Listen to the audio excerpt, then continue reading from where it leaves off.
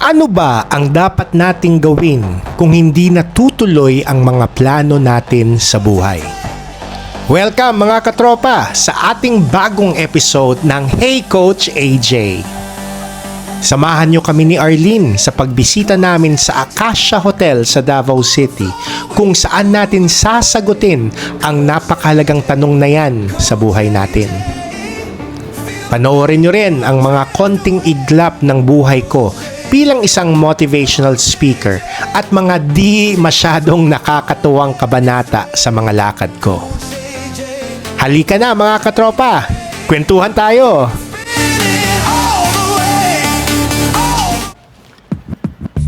So, papunta kami ng Acacia Hotel sa Davao City kasi may client kami. Medyo late kasi yung aming alarm clock hindi nag-set on time.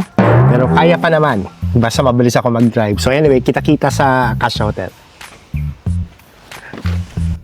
Okay, on the way tayo sa Acacia Hotel, no? Kasi meron tayong talk doon.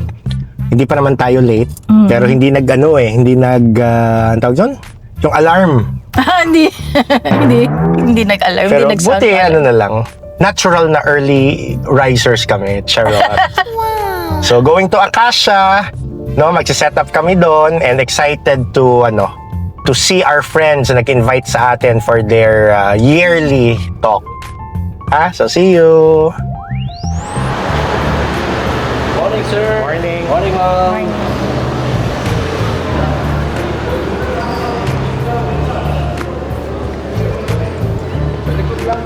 I-meet natin yung ating talk na in a bit. Buti nila on time tayo.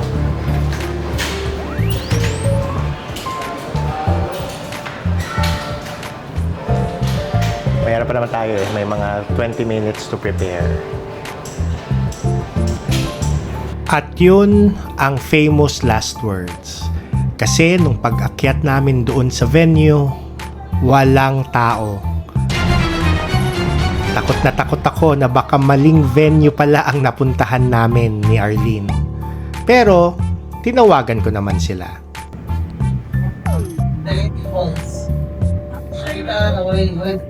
August 7 pa? Nakakala ko today.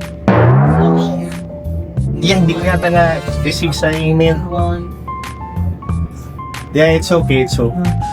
Buti nila kasi. Muntikan nga rin kami maliit at least iba yung date. Alright, sige. It's okay. Sige lang, sige. See you August 7. Alright, bye.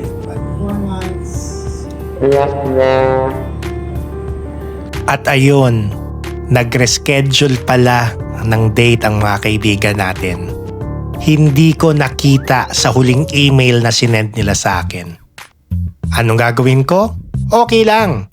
At least, may extra time na kami ni Arlene para mag-date.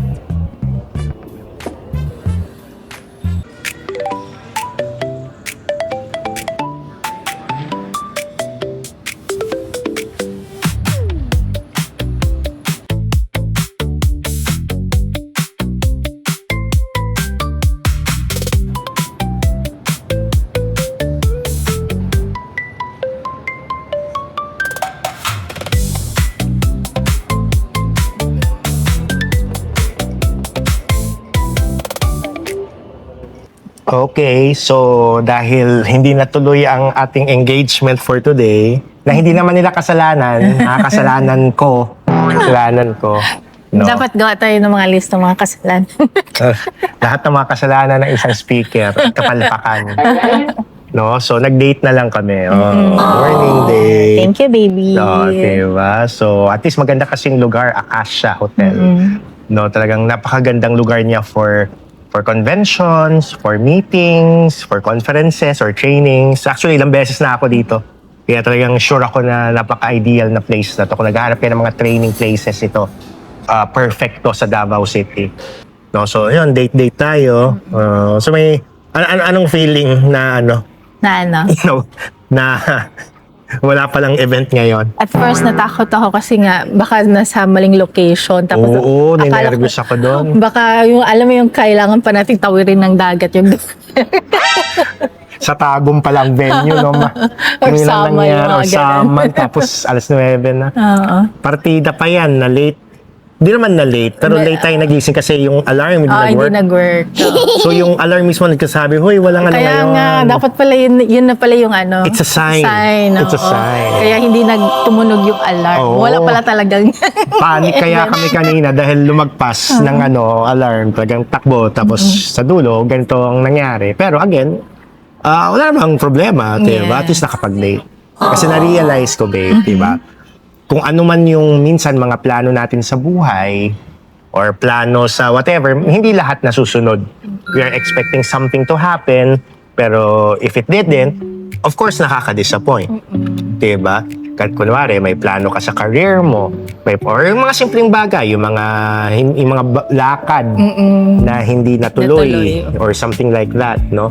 Sometimes, what we expect doesn't happen, diba? But it doesn't mean it's the end of the world. It doesn't mean na patay na, wala na.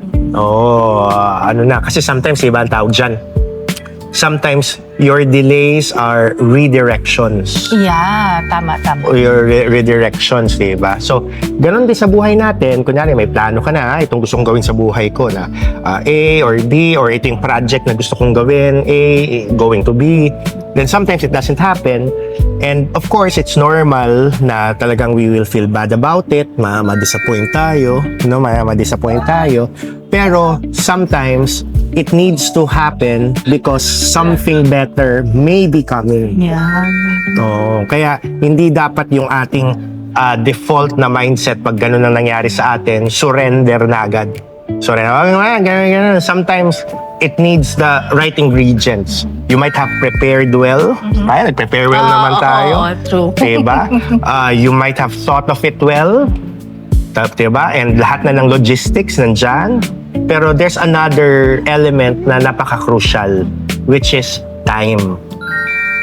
Kasi kahit anong magandang plano, kahit anong magandang preparation, pero kung hindi uukol, hindi bubukol. So, diba? timing. Diba? And sometimes your delays might be the redirections we need. Siyempre ngayon, siyempre nakaka-frustrate, lalo sa inyo, diba? Kung hindi nangyari ang gusto nyo mangyari, nakaka-frustrate. Pero kung i-fast forward nyo in a future point, tas titignan nyo yung nangyari in the past, sasabihin, ay, kaya pala. Kaya pala nangyari ito, ganun. Yung tipong buti na lang. Buti pala na ganito. Naalala ko may isang tinatawag na yung burnt toast theory. Yeah. Diba? Yung burnt toast. Tayo kasi mga Pilipino, hindi natin alam yung toast kasi sanay tayo sa pandesal tsaka sa sinangag. Pero Tagaloging Tagalog context, diba? Kunwari, nasunog daw yung niluluto mong sinangag. At dahil nasunog at nagka-aberya ng breakfast, whatever, na-delay ka. So, na-late ka, na-traffic ka, etc. Pero sa dulo, buti na lang nangyari yon kasi kung hindi nang nasunog yung sinangag, hindi ka late lumabas ng bahay at na-encounter yung traffic, baka ikaw yung nadisgrasya doon sa may kanto. Diba? It could have been you. So, ang point dyan is, or, may isa pa pala, or baka kasi may parcel ng Lazada, kung nakaalis ka ng maaga, hindi mo ma-receive. So, return to sender. Diba? Sometimes, at a given point na you feel disappointed na ganun ang nangyari, just wait, calm down, and see what happens next, diba? Now, if things do not go well, we can always adjust. Yeah. Yan ang maganda sa atin, diba? We can adjust our plans, and who knows, yung adjustment pa yan ang nagpaganda ng plano. Ang importante, we know how to adapt sa We know changes. how to adapt. And the mindset na hindi defeated, Yes. hindi defeatism na, lumagpas yung plano ko. Ano ba yan? Bakit hindi nangyari yun? Diba? Kasi kung ganyan na yung mindset natin all throughout, di wala na. Diba? So, ayun ha.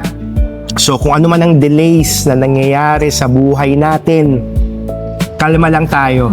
Kasi it might be a redirection to something better, to something good, or it might be a challenge for us to reassess our plans, diba? For a better version. So, whatever happens, stick to your belief. Stick to your belief. Kasi kung nasira yung plan, wala ka naman stick.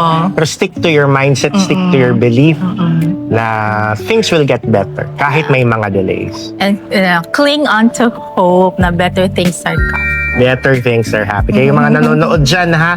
Yung mga na-delay, kung ano man, hindi natanggap sa trabaho or na-late, nag-business, tas na-delay or whatever delays that you may have, kalma lang. Things will get better. Kasi yung nangyari ngayon, it's an adjustment. Yeah. It's a detour. It's a redirection. Ha? Ha? Again, ha?